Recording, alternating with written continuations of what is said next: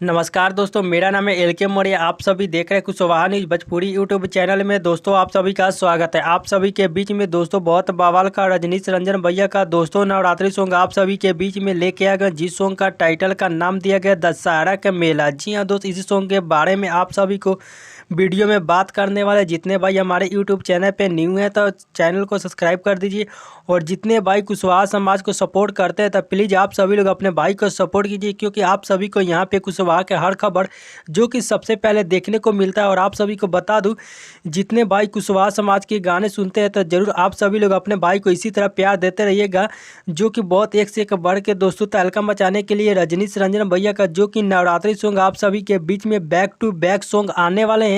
तो मैं आप सभी को बता दूं दोस्तों, नवरात्रि के बाद एक रजनीश रंजन भैया का दोस्तों बहुत काफ़ी हाई लेवल का कुशवाहा मैटर पे एक गाना आप सभी के बीच में आ रहा था। दोस्तों इस गाने को जो कि गाए हैं रजनीश रंजन भैया, दोस्तों इस गाने को गाए हैं, सॉन्ग का टाइटल का नाम दिया गया दशहरा का मेला।